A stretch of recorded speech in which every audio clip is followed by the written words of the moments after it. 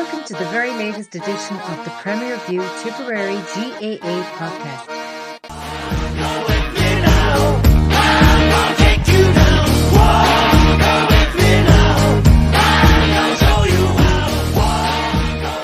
Hello and welcome to the Premier View podcast episode number 124. There's a smell of championship in the air and things kicked off in Munster with a bang at the weekend with the All-Ireland champions Limerick overcoming the league champions Clare, and Davy Fitz back on top in Waterford with a surprising win over Cork. There's plenty to discuss, and in draws gone right and wrong, plenty of good underage things happening, a bit of success there. I'm joined by a big panel tonight, so we'll jump straight into lads. I'm joined by Mike, Sean, Enda and Colm here, so all parts of the county represented. Tipperary hosted, I suppose, the home of the All-Ireland champions Limerick on Sunday there after a good win. And we'll come to you first for your impressions. Are you optimistic now going in to Sunday, or is it we're just going to have to grin and bear it? I don't know what way to be honest. Looking at the way the league has worked out for a lot of counties, you can't really be putting too much stock in it, good or bad or indifferent. Like we say it nearly every year, and we're often shocked then when championship comes around and the league form goes out the window. And it's been that way for as long as I can remember, for the most part, apart from Limerick, really. So, and even when they've done well some years, they've been poor in the league as well. So it really doesn't give you the full barometer where teams are at. And you just don't know what way they're facing into the league and whether they have any interest in hurling well, or they're just using it to try different players, put legs into lads. Am I optimistic? I'm generally always optimistic when it comes to Tipp hurling, but I have to say I wouldn't be optimistic of a win this weekend, but I still have optimism that we could get into the top three. It looks like a level enough playing field, but I suppose time passes and it is the league, so it does come with a caveat now, but we were very bad against Clare in the league semi, Very bad. It's hard to put your finger on it as well, because at the start of the second half we were coming. I think we got the first 3 or 4 points of the second half, and we had to knock down to 2 or 3 points, and just all the steam came out of it. Having said that, it's still just, I just have it in the back of my head always, it's still the league. Limerick had an absolute stinker against Kilkenny. Didn't play particularly well against Clare, but still got the win. Was it 3 out of the 4 National Football League winners lost their first provincial match after winning the league title. Clare obviously lost their first match after winning the league 2 weeks ago. So I think it's basically the start of the season is when Munster Championship and Championship in general comes around. Until then, league form. You have to. Form isn't worth the proverbial, is it? It's not, like it really isn't, and the evidence for that, it's been like this for a good few years. Like, so now that doesn't mean we're going to be good. We could be worse. Like, I don't know. Like, so.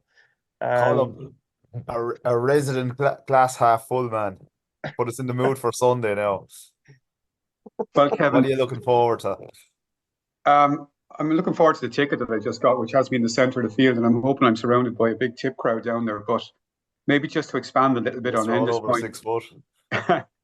Just to expand a little bit on Enda's point, maybe, and I absolutely take the point about the league, and we saw in hurling and football last weekend, league champions losing, and the Clare game, to be honest with you, was an abomination, Kevin. It was a terrible performance, and like as supporters or as fans, like, you go along to see your team and you support them through thick and thin, and I get all of that. But really, that was a very disheartening performance, that league semi-final. And I repeat myself, I take the point, it was only the league.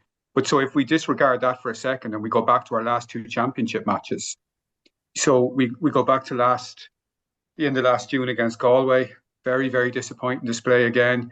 And the game before that against Waterford and Thurles, where we had, we were on sort of a Cal bounce at that stage. We had just drawn with Limerick. We had drawn with Cork and played well and had beaten Clare the first day out. And so to go on the last 2 championship performances, really, really disappointing. The last league performance, disappointing. And actually the league campaign in general for me was disappointing, because I think we only hurled in fits and starts and never really had any momentum into our game. And the last thing I'd say about this is, I think the last pod we did probably around the start of the league, I think we were all in agreement you asked the question, what would we like at the end of the league? And I think we all said we'd like it to have a settled team going into the championship, the first round of the championship. We'd like to know who our 1, 3, 6, 8, 9, 11, 14 was. And I know, and you said it yourself before we came on air tonight, the five of us could write down a team now, and I guarantee you we'd have 5 different teams, and not just 5 different teams with 1 or 2 players. I'd say 5 different teams with 5 or 6 different players in the team. So they're my concerns for Sunday. We don't have a settled team. We're not coming into the game with any form. If we were chatting among ourselves on Sunday whether or not we thought it was a good thing that Limerick won last Sunday, or would it have been better for us if they'd lost? I actually think it would have been better if they lost, because I think it would have put more doubts into their heads going in on Sunday. Take the point that they might have been a bit more ravenous, or whatever the word is, at the start of the game. But I still think I'd rather have been playing Limerick with more doubts in their head. I think last Sunday would have brought them on a hell of a lot. So there's my glass half full statements for the night, Kevin. I hope that's enough to get stuck into on me. It's a fairly small glass, I'd say there. But yeah, right. I mean, Mike and Sean there, you'd have your kind of, you're closer to the ground than I, but can you ever remember as much uncertainty over a Tipp 15 two or three nights out from away from it being named now in modern times? I'd say you probably have to go back to Babs's second coming there, 05, 06 then. Well, like when Sheedy came in, obviously he put in the younger lads, and you got fairly settled then after that, and that carried on then until, I suppose, maybe even the Colm Bonner era. Did we know going into the Colm Bonner Championship what team was what? But yeah, I think like what Colm said there about having a settled team, maybe in Liam Cahill's head the team is settled as in those positions, just because maybe we don't agree with it. Like, he probably, Ronan played number 3 for the most of the league. Robert Byrne probably played 4 out of the 6 games at 6. I would imagine Jason Ford is his number 14, Garrod O'Connor at 11, or certainly in that half forward line. So maybe in Liam Cahill's head it's sorted, but yeah, I don't know what way it's going to go. It's very hard to call, and Limerick having the game under their belt, they certainly look ring rusty on Sunday for a lot of the game, but that can happen in the first round of championship, and like, it's our first game this weekend, after 4 weeks. So we do need to hit the ground running. We can't let them build up a lead, I suppose, but then we don't. It normally doesn't sit well with us that we're ahead of Limerick going into a second half. So it's a very hard game to call, and the team selection will be interesting. Yeah, and Sean, like, I know that they were, like Garrod Hegarty in the interview, he's very polished kind of afterwards, like said, we always trusted the process and all the rest of it, all the usual kind of things that they come out with, but like, they're going to come out with a rocket under themselves now on Sunday for a quick start, aren't they? Because the first 15 minutes, just looking back, they were very poor. I think they didn't, they started better the second half, and they said, we said, oh yeah, this is the third quarter thing coming, but I don't think they scored for the first 8 or 9 minutes of that second half. No, I think, Kevin, like, and even looking at the score, kind of look at it again twice and it finished up. Limerick only got 15 points, like 8 at half time, 7 in the second half. Like, for Limerick team to score that and win, you're kind of wondering what the hell happened. Like, because it's classed by Clare, but Limerick looked off, like, they weren't hitting the 25, 30 points, they weren't having shots to goals. Again, like a rocket up their arse. Again, Clare could have prevented them goals, drew with square balls. Like, it wasn't like Limerick pulled away at the end. Like, a few lucky decisions again. Goals and Ennis, balls drop in. Reminded me of last year when it was a Morris or it was a sideline dropped into the net. Like, goalie has to come for them. But from our point of view, for Tipp, like, I don't know what team we're kind of talking here fair about what team Tipp are going to pick, and even the goalie, like, either Shelling goes, but we Hogan. So, like, we don't know, and the whole way down line's going to be the same. But I just know that the players that go out then, I suppose they had a good week away there, and it can't be known, everything went well, and there's no major injury to report there that weren't already known, so everything kind of coming right. But trying to pick our team, is Cal going to surprise with something pure left field altogether, and maybe not play lads that have played out of league and throw in other lads? But to me, like, I'd have Ronan 6, to be honest. But then who do you put 3? This is the problem. Like, but Byrne has the jersey 6, I say, sewn up, to be honest, from what we see in the league. Like, no one else even got in there. Yeah, and there's a few positions you can see no one really threw down a marker. Look, they did throw the cast the net far and wide really in the league and in the prelim competitions, but most of those lads, I think Billy Seymour, probably Willie Connors or two that have made a good impression, maybe might feature, but has anyone really else put their hand up that you could class as a find? To be the Sean's maybe. Yeah, Sean Kennelly was okay in patches. Sean Hayes didn't really get a chance till towards the end of the league, so they're still fairly green, you have to say. Like it's not really a good place to be going into when you're not too sure. I think it's more in the forwards, I think, isn't it? So you're going to have you're going to have Jason Ford, Jake Morris, if he's fit, Markio, Gerard O'Connor. I think there's 2 forwards positions to be got there. You're going to start Noel from the start. I'd say you're likely going to start Noel. You're not going to start Bonner and Noel, so Bonner probably won't be starting. So there's a lot of combinations you could use. No, there's talent there from players, but they just haven't shown it in a Tipp jersey consistently, Is this game? I'm going to throw this out there, lads. I think the pivotal game in the whole Munster Championship, looking at how the first round of fixtures have gone now, is Tipperary Waterford on the Maybank holiday weekend. Because, I think Limerick now they've Waterford in the last round of games. And, that could be actually a second string Limerick with them through. So Waterford have an absolute great chance of qualifying. So I think Tipp have to beat Waterford to have any chance on Saturday week. So we do we give it a go? Well, obviously, look, we give it a full go against Limerick, but do we have to kind of take the 2 games kind of? It's a short enough recovery period, and really go hell for leather against Waterford now. Yeah, I think that's it's certainly. I doubt there'll be anyone thinking that way, Kevin. But like what you're saying is right. I mean, either Clare or Cork are going to be on 0 points, bar a draw, before we poke a ball, and 4 points historically has qualified somebody. But it probably comes down to points difference, But like looking at the fixtures, we've Cork coming to town, and we have to go, and we have Clare coming to town, and with the way the results go, and if Clare don't get a result in Cork, they're probably coming to Thurles on the last day looking to qualify by beating us, and it'll probably be the same for us, maybe, that we're needing that result to qualify, because even on 4 points going into that game, they'll have you on the head-to-head if they beat you, So it's obviously all the games are important, but not winning the first one isn't a huge thing as long as you're confident of winning the rest of them, A performance is a must, Mike. Performance is huge. Yeah, that's the bare essential.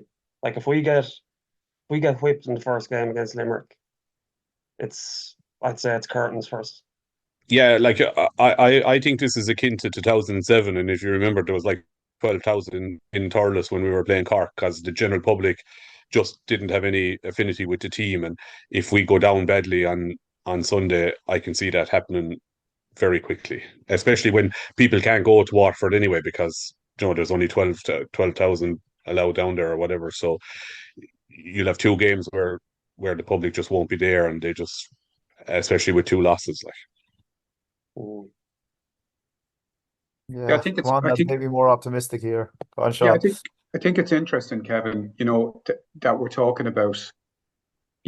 Almost this being a free hit for us. Then that if we go well, great. And we take that form, and the big game is against Waterford. That seems to be what we're saying. But I think, like, at the end of the day, we are Tipperary. Like, we can't be going, like, no matter how glass half empty I am, there's always a bit of me that thinks a performance will come on Sunday. And I think a performance will come. It has to come. And it will come because, like, Liam Cahill, to be fair to him, and I know I referenced 2 games last year, but in general, Liam Cahill teams, whether it's been Tipp minors or 20s or 21s or Waterford, they're always ready for championship, or generally are ready for championship. And I've no doubt this team will be ready on Sunday for championship as well. Now, the unfortunate thing is that they're coming up against a four in a row winning Limerick team who have the game under their belt and are going for a 5 in a row this year. So, even with a settled team, even with all the things that we have highlighted as being problems with Tipp, even if all those things were fixed, this would still be a hell of a hard game to go down to and win, and so like I take the point that maybe it's a bit of a free hit, but at the same time I don't think Cal or the players I think Mike is saying the same thing. I don't think the players or Cal will be thinking that. I think they'll be going down there hoping and expecting to win. And I mean, I'm going down there expecting a massive performance from them. And like what you'd like to see is not a repeat of what's happened previously against Limerick, where we started well and then after half time we get blown away. I think if that happens again, then you are going to be holding your head in your hands, going, like the definition of insanity is repeating the same thing over and over again. Why is this happening? And even at that, I think a few things that have probably annoyed, the Tipp hurling public, or whatever we want to call ourselves, is, some of the tactics, the concession of puck outs, what that we saw against Waterford last year, we saw it against Galway, we saw it against Clare in the league semi-final there. That sort of thing, that's kind of alienated people, their view, maybe the team a little bit. And I know Liam has been out and he's asked the Tipp public to stick by the team. I think by and large the Tipp public have stuck by the team up to now. There was a good crowd in Portlaoise, certainly more Tipp people than Clare people in Portlaoise. As I said, there was a big crowd in Thurles last year for the Waterford game. There was a big crowd in Limerick for the Galway game last year. So I think in fairness to the Tipp public, they have stuck by the team, but we probably need something back from the team now, and that's, at a minimum, that's a big performance on Sunday. But the thing is, on Sunday, the players, like, whatever team Liam picks, and trying to say 5 of us here could try and pick 15, or probably won't get it right. You might get 15, but position-wise, having a chance. But them players probably know that, like, if they don't perform on Sunday, like, they might go back into the team again, because there is 4, 5, 6 guys can slot in. Like, a lot of them positions are 50-50 from looking at them here, So, like, the players have to put a performance. They might get onto that field again in this championship, go down to Waterford, like, again, just thinking the worst case scenario, lose 2 and like kind of back to the wall again into home games. And you don't want to have to beat Clare team last day and Thurles with momentum, maybe with Clare rather than with us, and having to win that to stay in. But we don't want to be them positions. He said good performance is key Sunday, and then bring something to Waterford then. Like, that's like a start here. I was confident, not confident, but going to Walsh Park, I said it wasn't the worst to go. I'd rather go there than go to Ennis. I think I think it would have been better for Tipp. I was saying this in the group to you for the weekend, if Clare won, because then you would have got, we're kind of saying it's a free hit now because Limerick have won their first game, but we probably would have had most of the heavy work done if Limerick had lost to Clare, and if we could have went and beaten Limerick in Limerick, like, they'd have been nearly as good as out. We were saying 4 points might get you through, but they've been under serious pressure. And that would have been a serious thing to have going to Limerick, like, with that Liam Cahill telling the players, like, if we win this game, we not only get the monkey off our back with Limerick, but we can potentially knock them out of the championship and open the whole Munster and All Ireland championship open. But only for Clare filling the togs, we'd be in that position coming up to this week. Like, so, like, Limerick didn't play well. Like, I mean, I know, like, the media love Limerick and other this or that and the other, but that's as bad as I've seen Limerick play pre John Kiley. They were playing off the pitch 50-55 minutes. Well, I 100% agree with that, and I don't think this thing of Limerick won that match. Clare lost that match. They were by far the better team for 57 minutes, and it was a goalkeeper capitulation and I would say maybe tis Clare need Caroline courage, because the minute the goals went in, their heads went on the floor, and that, like, I think Limerick going to score 3-2 though in the last 50, would say from the 57th minute to the 73rd or 4th minute. So like, that's not exactly finishing the game with a flourish either, like, but like, Clare have huge problems goalkeeping wise. Like, Eibhear Quilligan was just not good at the weekend, but like, Clare played them perfectly. They nullified the Limerick midfield. Like, Will O'Donoghue was taken off. Colin O'Neill played the first half there, I think, and then Keane Lynch the second half.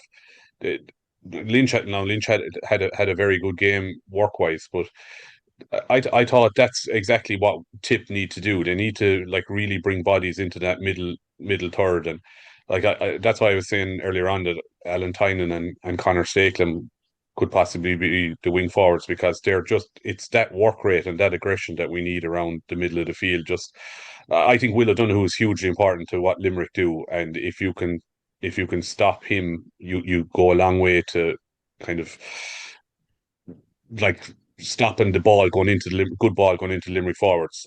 Now I think John Kiley suffered a little bit last week from what we maybe give out about Liam Sheedy there in the COVID years. Like Donegal O'Donnell had a very, very good league and left him on the bench and brought back in Flanagan, and like Flanagan was terrible.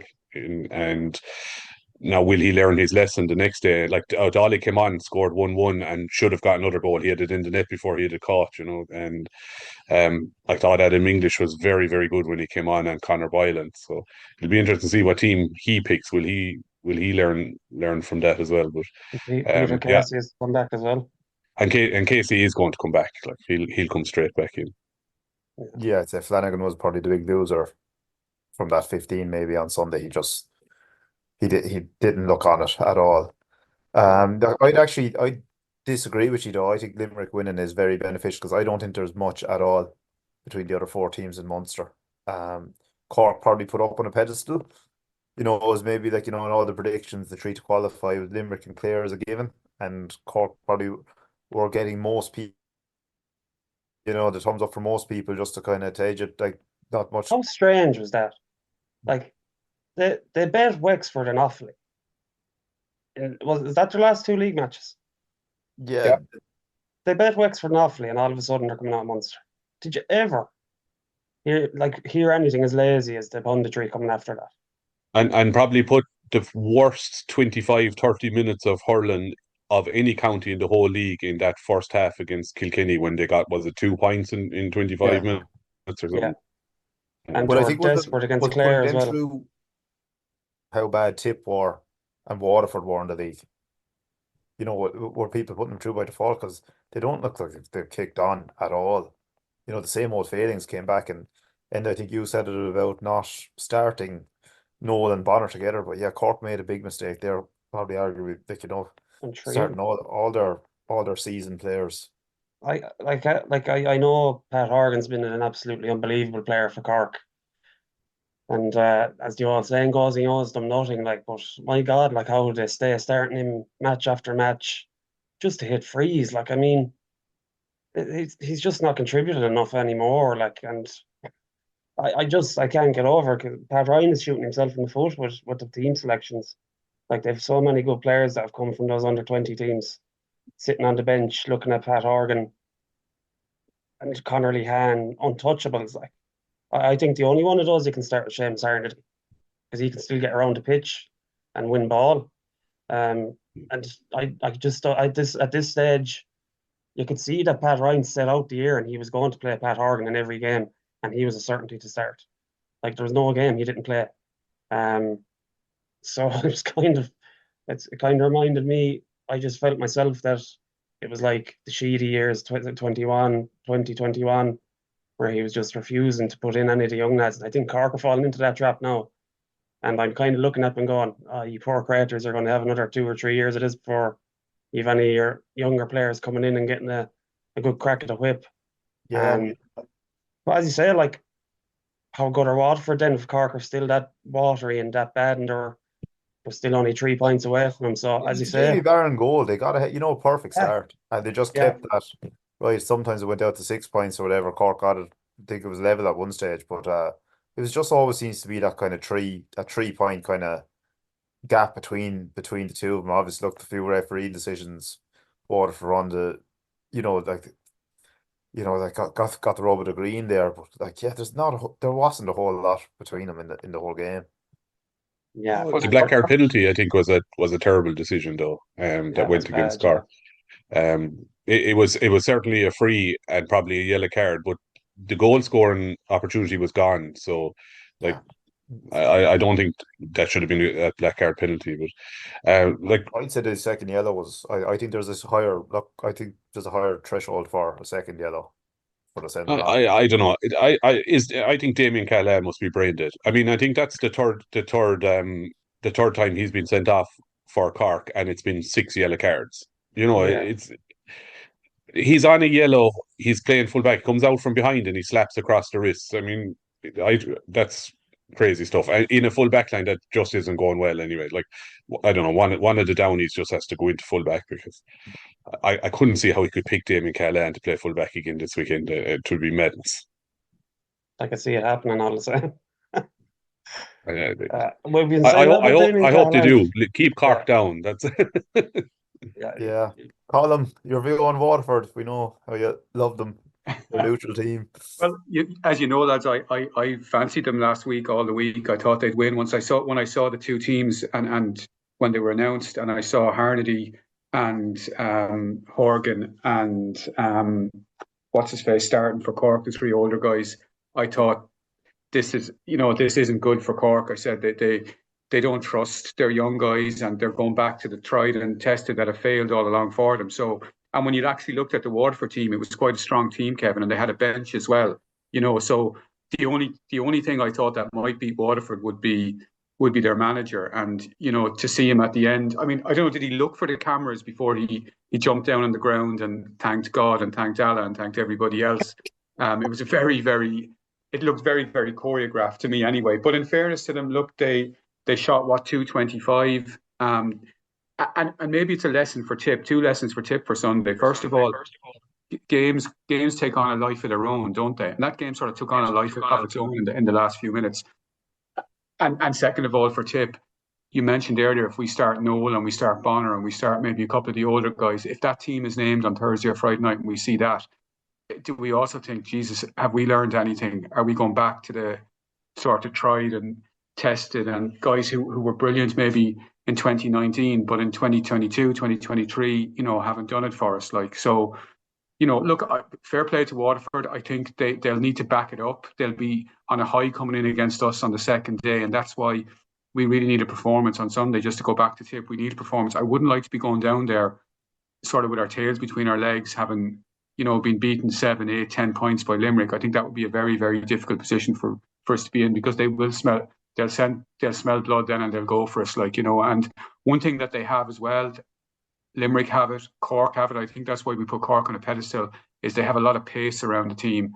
We don't have that. And, you look at some of the team selections that we've all mentioned about, even for Tipp on Sunday, lads, like we're still very short on pace there, and that has to be a worry. Mike has mentioned a couple of guys who came on for Limerick last Sunday. They'll run amok if they're given an opportunity pace-wise on it, and that would concern me. Just on Cork as well, young Connolly looks like a fine forward. He really is he's a lovely hurler to watch. He's the type of corner forward I really like. He gets out in front of his man, he puts the head down, he takes the man on, he goes for goal. Maybe it's the type of forward we're slightly missing. Jake, yeah, to an extent we have Jake, and that's the other thing. Mike was talking about the Babs era earlier on, and one thing I always felt in the Babs era, at least we had Owen Kelly. He would carry us so far. I just going back to Sunday again, I'd worry, where is our firepower really on Sunday? I don't know what the lads think about that. Like, who is going to really grab the game by the scruff of the neck and win it for us? I don't know if the lads have any take on that. You need Jake Morris and Mark Yo to really be on point. I think Jason will come back and he'll be absolutely desperate to get that stinker of a league semi-final out of the system, because I'm watching Jason play since he's 13, 14 years of age. I've never seen him play as bad, ever. Definitely not in a Tipp jersey. And I wouldn't see that happening again. Jason, I think, will be ready. And in fairness to Jake, he's started to deliver a bit of consistency that he didn't have. He's on the panel now. Is this his 6th year on the panel? He's starting 2019, was it? I think 2018, wasn't he? He came on. Yeah, he hit the post against Clare, if you remember, in 18. He's 7th year, so yeah, he's actually starting to step up, in fairness to him. And Mark Yo needs to do the same. They're both the same age. They're starting to come into that age right now where they're going to have to start taking on a lot of the responsibility in the forwards. And in fairness, if the two of them are inside and the right ball's going into them, I think they'd be very hard to handle. And like Limerick are coughing up a lot of goal chances. Like they conceded one goal the other day, but Clare should have left out two, if not three, goals behind them, and they're fairly open back there. So we'll be looking at maybe them trying to exploit that. But I agree with you. We're going to need the two of them and Jason and Gerard O'Connor to be shooting heavy. Because as Mike was saying, you're probably going to have Alan Tynan and Connor Stakelum on the wings. What Willie Connors, maybe Owen Connolly in the middle of the field, not heavy scoring players. So the four of them are going to need to chip in a big way. Yeah, like Connor there, like he's a monster man. Like he should be on song again. Again, the Clare game was like that from a lot of memories because it was awful. Like the shooting that day, there's scores missed left, right, but O'Connor on, like if he can get right and win ball, he's a monster man. Like you can see him standing beside Rowan. These are not that are big lads, and he's way above them. But if he can get shooting boots on, like he'll need to chip in 4 or 5 points because you say, like we have a lot of lads might be great work and win the ball, but like we need scores, like, and we're going to score heavy. I think like Limerick aren't going to come away with 15 points again this weekend. They're not. They're going to hit their usual 25, 30. Yeah, and we concede heavy. So we're going to have to score heavy. And the thing with Gerard O'Connor is he started the league very well, but I think the amount of matches caught up with him by the end of the league.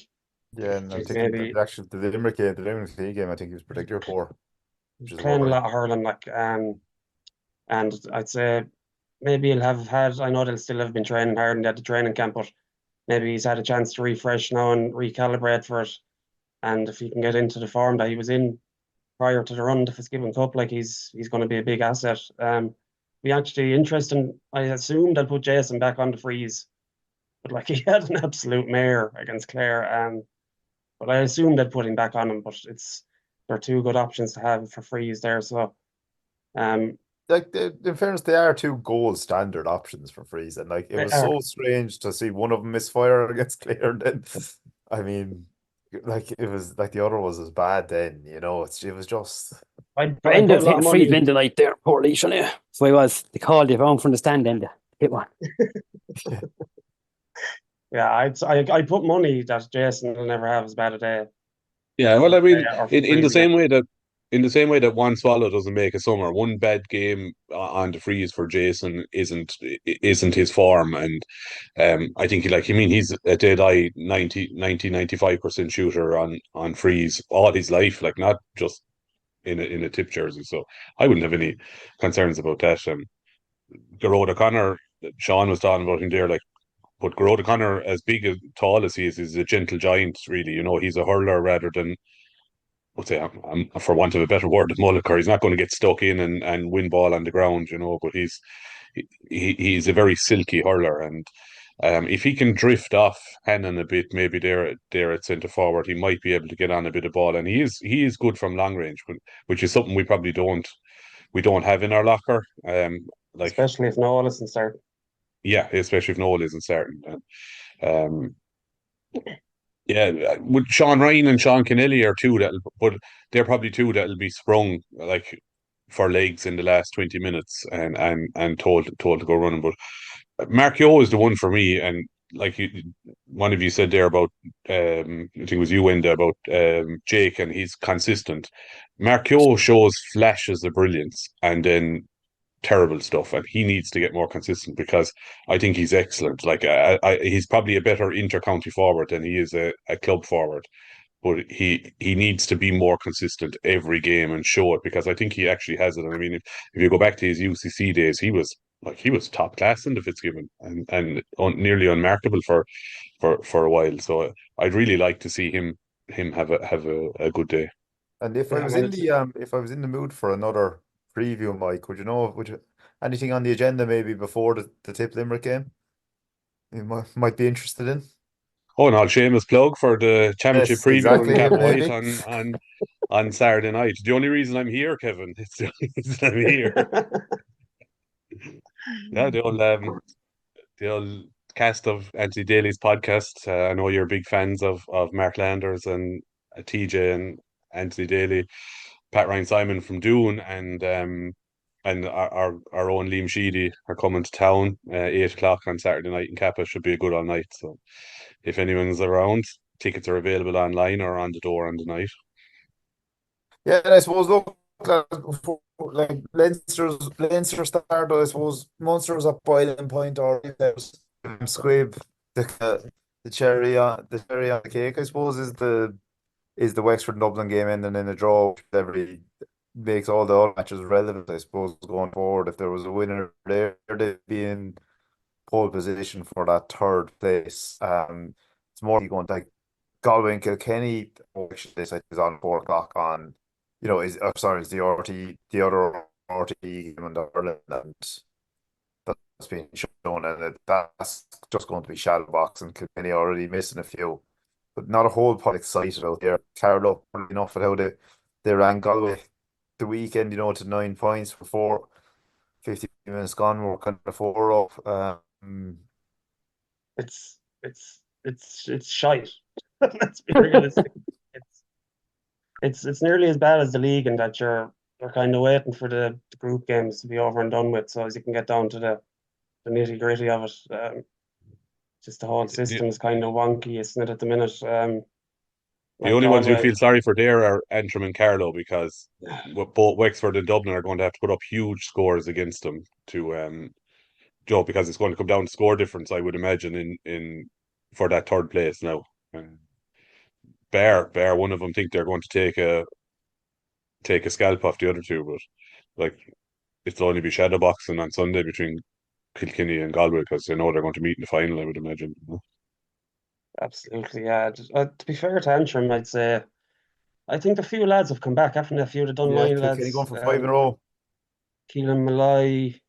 He didn't start though the weekend, I think, didn't he? Yeah, I was thinking that. I'd say they're just targeting their home games. I think they're just look, we need to stay in the division, stay in Liam McCarthy, and our home games are obviously going to be big. Who are they playing this weekend? Are they playing Dublin this weekend? I think they're playing Wexford, and I think Antrim are playing Wexford above in Belfast. In Belfast, yeah. I mean, I'd say being a Wexford supporter must be very, very frustrating. I mean, like that game won twice on Sunday, didn't they? Like they were what? They were 5 points in front going into injury time. They conceded a goal to bring it back to 2 points, then struck a point to go 3 up, and then conceded a goal. And it was a great goal actually by Keane O'Sullivan, the Dublin guy.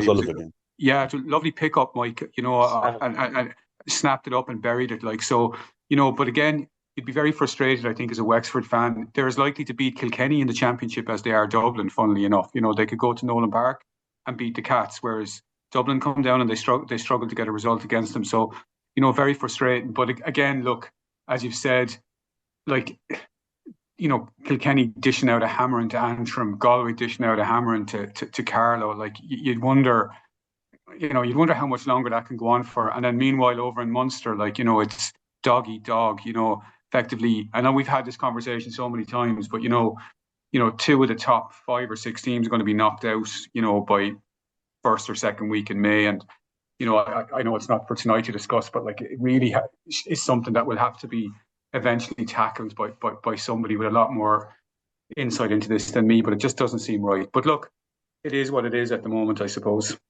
Yeah, but what I'll say on that column is that you're dead right in what you're saying, and it's totally lopsided. But none of us here, I would imagine, would change it. We're not going to give up a Munster Championship. So, like, unless we're going to opt for an open draw between all 12 teams, what we have is what we're going to have for the rest of our lives. Like, because there's no Munster team going to give up the Munster Championship. Ask me that on Sunday evening, Mike, and some Limerick fella balled into me ear. I might be delighted to feck off into Leinster, to be honest with you, and play Carlow and Wexford and the rest of them. But and a big shout out, I suppose, to Sean Flynn of this parish as well, who I know is involved with Laois, and they had a great win over Offaly in the McDonagh Cup on Sunday. It was Sunday, yeah. And again, a cracker of a game. But you'd wonder, and I was away a lot on Sunday, just on some business, and like, to have so many, like, was there any need to have the Leinster games and the Munster games all on Sunday evening? Like, they could have put the Leinster Championship games maybe on the Saturday evening, showing one of them on the television or whatever. I don't know. Like there seemed to be like a slew of games on Sunday. I just thought it was a bit strange, and even Saturday evening. And I know this would be sacrilege to some of you boys, but I wanted to watch the Cork and Kerry football game. Because it was close and Cork were giving them a bit of a game. And you go in, and you turn on, and there's shag and rugby on. Again, I wonder about the promotion of the games and how this is done. And I have GA Go myself, but again, I find sometimes the camera angles aren't brilliant, or it's buffering, or whatever you call it, a lot, and it just takes away from the enjoyment of it. But that's again a complete other tangent that I'm going down now. Maybe for this month, and I think like they kind of give both codes 50-50, whereas I think this is hurling's time. But I also think they probably have to look at the Friday night just for a month while there's so much games on. You could have a big television affair on a Friday night, maybe move the Ulster football to the Friday night or whatever, or like that hurling game, as they said, the Leinster hurling game. Just be a bit kind of, try. There needs to be a new slot rather than the kind of like the 3 slots there generally that are the Saturday evening game and the 2 on the Sunday, because there is a lot going on. As I said, even that Ulster football game that was on Saturday evening was good, but the football doesn't get going until the Super 8s, and even then that's 3 out of 4 go through. Like this is hurling's time. Like to say that the Waterford Cork game, again, it was on GA Go, but that should have been on RTE or whatever. That would have been that would have announced the championship. I know, look, we're all Munster hurling fanboys and all that, but yeah, for me, that's the marquee competition at this time of year. Yeah, okay. I know what you're saying. I would disagree in that not every game can be on telly as much as we want them to be, and I think the Mayo and Roscommon people were as entitled to see their teams play at 4 o'clock on Sundays. Mike, now, GA Go, hardly every game can be on telly. Or it can be, but on a stream, it's but Mayo and Roscommon were as entitled to have their day on RTE as what Waterford and Cork were. But I think they'll get plenty of days when their Super 8 start and there's no hurling on. And then Mayo Roscommon were giving out on Twitter that the football coverage of Mayo Roscommon and the Sunday game wasn't there. Yet they want to show the hurling. You can't win in both. You can't win because at the end of the day, there's not enough coverage. That's the end of it. No. It needs to be a Monday night TG4 style, just highlights, or even do a Sky Sports do at the moment. The games are uploaded onto YouTube and you can watch them. I think the Saturday night games were screwed because whatever rugby package that they signed up to, they have to show, and it was like Munster and Leinster outside in South Africa or something, and there was like 3 people at the games because nobody cares about them out there either. But that was just the contract that There's they have a to show. DVD of that one on the way as well, by the way. I was actually watching. I was in the pub and looking on. We're like, find a bit of hurling there or football. The rugby's on, and the stadium's fully empty. Yeah. I do say it's just part of the contract, like showing the women's Six Nations and all them. They have to show and buy the package, and you're caught then. Yeah, but it's the lack of highlights. Like they needed an extra highlight show. And remember, we were all like, "Oh yes, they're going to be doing one with Damien Lawler," and then it ended up in how many shows? 5. Yeah, 5 of them, and then it was done. And then I think I don't know. Didn't Virgin thank the Colin Parkinson preview show as well? Just about to say it, yeah. They never got back to him, and that looked like it would be good. In fairness, I know Parkinson's not everyone's cup of tea, but at least he does good coverage. In fairness to him, gets on good guests, and it would have been very good to have on a Monday night. Jeez, I miss Shaw Sport, lads. The old make of it. It was absolutely class. I used to look forward to watching it. Friday night show, ended, yeah. Yeah, but we're missing. There's not enough coverage of GA in general. Whatever about live games, there needs to be more preview shows. Lads, you throw into the mix as well. We have to say that we're under 17, going very well. Yeah, going right well. They've won all their games. First 2 rounds, and the under-20s are very well coached. What's that? What's that in the? What's that column? Sorry, the under-20s have won both of their games. Coached. We never doubted them. Like the naysayers. Nobody in the county doubted them, and all this. Well, look, yeah, look, I mean, I know this is not a very veiled dig at me about the under 20s, but I mean, You're outing I, yourself now, Colm. yeah, there was nobody happier, Michael, than me to see the under 20s win their opening two games. That's the first thing I'd say. Nobody happier to see them go down to Fairfield and win a game. I was absolutely delighted, and more power to them. And I hope they continue to win games. What I would say is any criticism I had of the under 20 management was based on games that I saw last year, which were, disappointing to say the least. That the style didn't appeal to me. The way they went about their business. I was down in Páirc Uí Chaoimh. I saw them in Thurles a couple of times, and I wasn't too enamored with the coaching style and the style of play that the lads were playing. Now, in fairness, this year they seem to have mixed up the style of play a little bit. I'm happy to see that.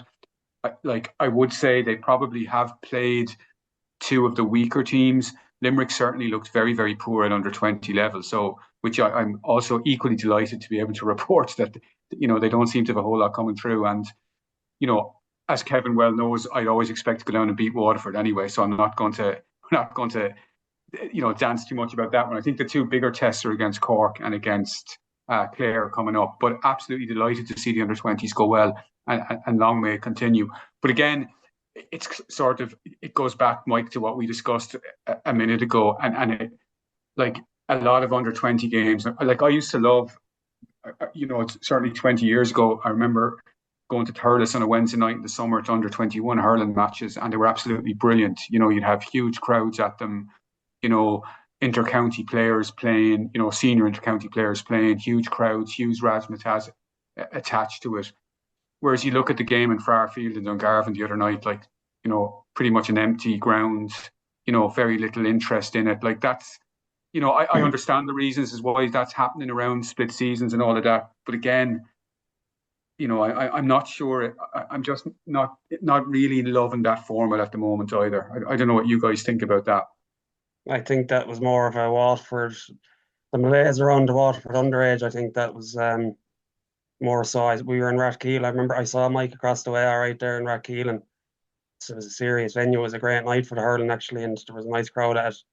And I'd had a bit of pep about it when the match was in the melting pot in the first half and started the second half. I think it's more the malaise around Waterford and how bad they've been underage, and I'd say, geez, the Waterford crowd didn't even turn out much for their seniors the other day. So I think there's going to be very little hope for underage teams performing poorly. It is great to see Tipp turning it around after. I agree completely with Colm. Like that Tipp under 20 team, their last game against Clare, I was never as depressed leaving a Tipp match in my life as I was leaving Thurles last year after losing that game. Jesus, the style of hurling was desperate altogether. I wouldn't even call it hurling, not to be honest. It just went too far in that direction of trying to hand pass the ball and run the ball from deep. And we seen Limerick and our masters out, and they done it to great effect against Clare the other day in Ennis, but it just doesn't suit Tipp hurlers. It's grand to have it in your locker when you need it, but when we go direct, as we've seen against Limerick in particular, when we go direct with ball, we got two goals out of it, if not three. So, there is a place for it. And in fairness, the management looked like they've mixed it up nicely, and they've got some good players there who are all nearly underage again next year. So, it's very positive, yeah. Yeah, no, I agree. I think that's probably the good thing that's come out of it is maybe last year's poor showing was that they now do, and I suppose to be very good at the level you have to mix it up a bit. You can't just play the same style because teams will work it out, and so we've ventured between the long ball and the short ball, and I think we played some good stuff, and especially down in Limerick when we had Paddy McCormick on the edge of the square and we were able to give ball in and he was breaking it. I mean, I think it broke off him for the first Oisin O'Donoghue goal, and which he finished brilliantly. And I was very impressed with him in Rathkeil, especially. I didn't get down to Dungarvan because we were training, but I watched it on YouTube, and Bear would say the 10 or 15 minutes just before half time, I thought we looked very, very much on top for all of the game. I see some very good green shoots in that team. Like I think Sam O'Farrell's an excellent guy there around the middle of the field. I think our own Conor Martin's doing very well at centre forward, and Toombs Darren McCarthy, like he looks a real find for a guy that wasn't able to get on the minor team as a 17-year-old, and now he's the main man on a 20 team. And like Colm, you said there that these were the two weaker teams, but like these were the two. Waterford beat us in a semi-final as minors and beat us comprehensively by 9 points. So we've had an 18-point turnaround in this team as from 17 to 20, and Limerick were the other beaten semi-finalists by Cork in what 3 years ago, and whatever it was, 21. And like this Clare team were the Clare team that were beaten by 40 odd points by Cork. Yeah. Yeah. So I mean, now look, they have hugely improved, and I think they might only have 2 or 3 guys that started that minor game. So they have gone with the younger guys as well. So, but like I do think this 20 team they do look good. Now obviously Cork are the team, but they're without Ben O'Connor as well, which would be a huge loss for them.